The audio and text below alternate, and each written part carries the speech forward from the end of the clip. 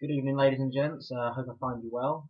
Long time no see. I've been quite busy in my absence from YouTubing. So what I've been up to recently, we've had the Mantic Open Day over here in the UK, of which I was demoing Dreadfall at that. I've been busy with my painting up my rebs again still, constructing my Abyssal Dwarves, Mantic Battle Zones terrain, and a few other bits, of which one of them I'm going to show you tonight. Before we kick off and everyone switches off the video because it's not what they want to listen to, I'll catch you early on. It's sort of a plea to the community of other YouTubers. I'm actually looking for some video editing software, preferably as low cost for what I need it to be able to do. This will help me possibly do future painting videos, build videos, of which I can fast forward, splice, add music to, just generally make more entertaining really, and a bit more professional, a bit of a title screen, credits, all the gubbins that all everyone else is doing really. So that's my first ask, if people could comment on that with the on the comments below. Secondly, no, I think that was it. So any other tips really, I suppose, secondly, to get myself out there more, or ideas that you would like to see from myself. I'm quite open. If I get this video into software, quite happy to do painting stuff, build stuff, anything really that I'm up to. So without further ado, let's get into a game I've looked into recently, and that is Malifaux. My local gaming store, which has just opened in Lincoln, Titan Games. If anyone's around Lincoln, bizarrely, pop in there. It's great. So I picked up the Malifaux 2nd edition rulebook. This isn't the only rulebook they do. They do a smaller A5, sort of like 40k do. This is the bigger, thicker, 250-page bigger rulebook they do. Inside you get, you get the rules still. You get all the stats, including some beautiful art and just some stories and things like that, really, and all the stats that you need for all the stuff they've currently got out or coming out in the very near future. So reading straight from the back, it is based in an alternate Earth, so it uses Gothic, Steampunk, Victorian Horror, and Wild West. And zombies, I suppose, but I just wanted to round it up to a 5, prove that as Victorian Horror or Gothic, but that's the five levels of geekdom. And the models, I can honestly say, I would put them as the best models, best plastic models currently out there, and that's quite ambitious to say. Like I said, with the artwork, every art picture you see in here, and that's not a very flattering picture for her. Every art picture you see, that is how the model is currently made, which is impressive stuff. So onto the gameplay really. It's like a small skirmish game, using little crew. You take a master and you hire your crew towards that, but it doesn't use dice. No dice were harmed or rolled in this game. You use a standard deck of cards, of which you can use a standard deck of cards. You'll need to change some of the suits over, but they also sell fate decks, which is just a standard deck of cards really, with different stuff. So it's 52 plus 2 jokers, because jokers are very important, and they've changed the 4 suits. So you've got rams, feathers, books or tomes, and masks. The cool bit about the cards is the little artwork is carried on with them. She's suffering from a bit of gluttony, sort of undead clawing through, more undead. Some nightmares, because a lot of the book is delving into sort of people's nightmares. You've got but there's the cards, and as I said, you get the jokers come in there. You've got the black joker, which is the worst possible result you can roll. If you get that, you have to take it, and that counts as 0. And you've got the red joker, which is the best possible result, which is a 14, because obviously you don't have jacks, kings, and queens. You have 11, 12, 13. So everything you do in this game though is done through a deck of cards. So that's pretty cool, and it sort of fits the Wild West theme in nicely. completely forgot what I was going to mention next, but anyway then, we'll move on to models then. So while I was there, I picked up a crew, Shadows of Redchapel. So in these new second edition box sets they're doing, you get a master, a henchman or henchwoman in this case, sort of 3 minions as such, and then you get a little a totem, in which case this one is a sort of, I'm going to say leprechaun. But yeah, as you say, there's pictures. The picture there, the artwork's beautiful again. And you'll notice the stances and the composition of how they're portrayed. And the back, there's a 3D render. You think there is no way they can do that, but they do. So we'll go for the stuff in the box. Bases, yeah, they're bigger bases, 30mm bases. You get cards, not the cards that we've got here, stat cards. So each person has a stat card. So instead of rifling through this book again, you have a little card there which tells you everything you need to know about that person. So for instance, Seamus, we've got here a defense of 4, a willpower of 7, 12 wounds, a walk of 4, charge of 6, and height of 2. And then you've got all these abilities. Sorry, so they're sort of like things that happen when he doesn't really need to do anything for them to happen. And he's got attack actions and tactical actions, and that's what he can do. And for each person in the box, you get a separate one. So there's Seamus. He's part of the Resurrectionist faction, of which that's what I was going to talk about, but I'll get through these cards. In fact, no, I'll talk about it now because it makes more sense. The factions in there, you've got the Guild, which is sort of like the unwanted law of Malifaux, the Arcanists, which are like the magic users, and there is divergence in each of these groups and how they go about using magic, for instance. But I'll leave it at that for now. Resurrectionists, so they're sort of like a necromancy kind of things.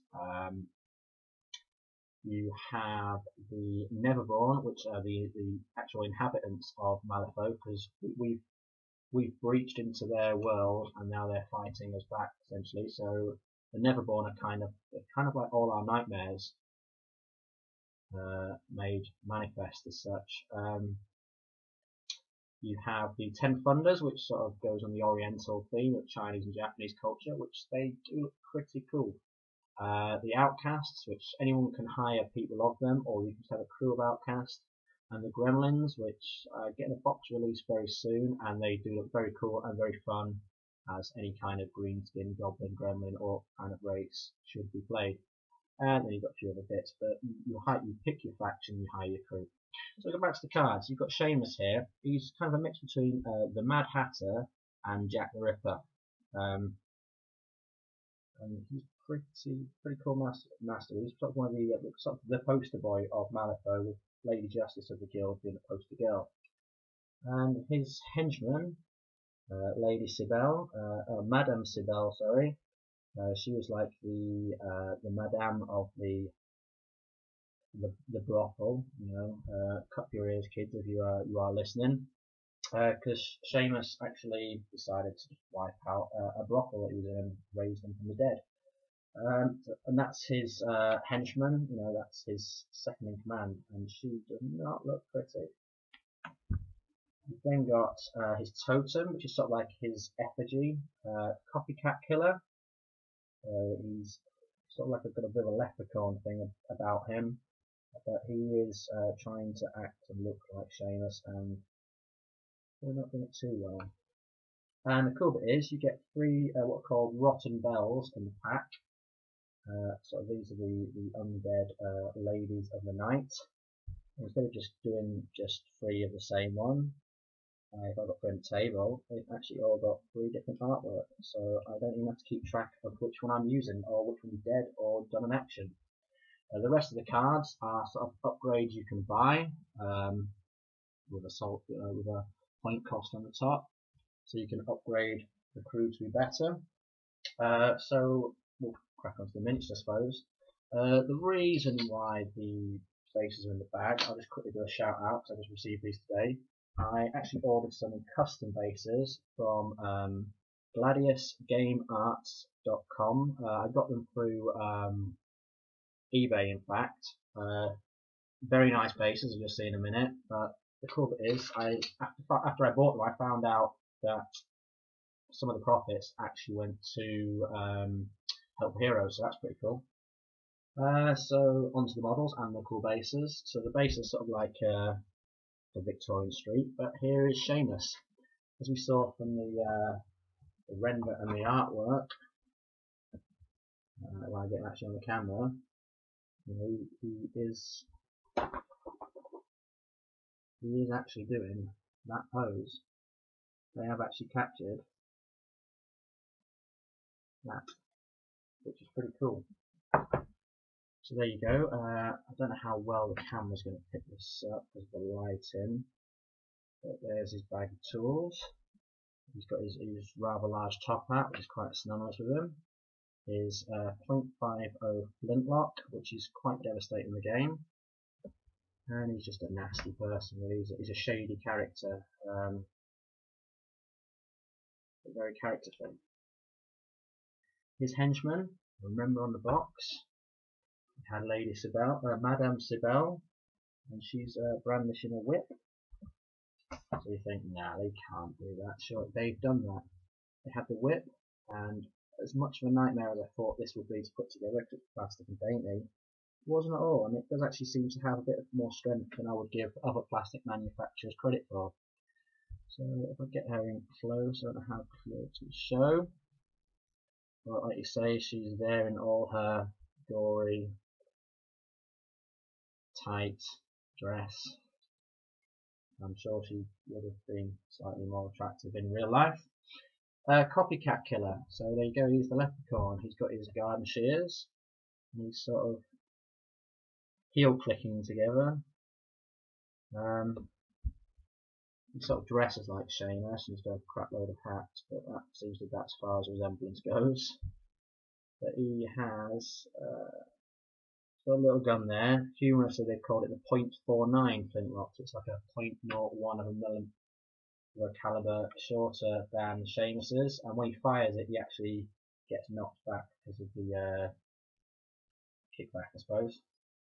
And finally, we've got the rotten bells. So these are Ladies of the Night resurrected, and you know, it's quite a small contact area to the base, but they've actually glued really well, you know, and you know, the dress there, you've got all the ruffles. It's gonna either be a pleasure or a pain to paint.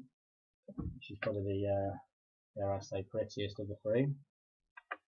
And we've got the second one. She's sort of beckoning someone over or fanning herself down. Sort of Wild West style umbrella that the working girls probably had. And then the last one, I don't know what she's doing really. She looks like a sort of hen night gone bad. Sort of screaming maybe, telling someone to order a kebab maybe. I don't know. One of the beautiful bases. I know it's beautiful. Really nice models. Really going to look forward to playing it. So yeah, as I said, everything goes. So there's no dice. It's all cards.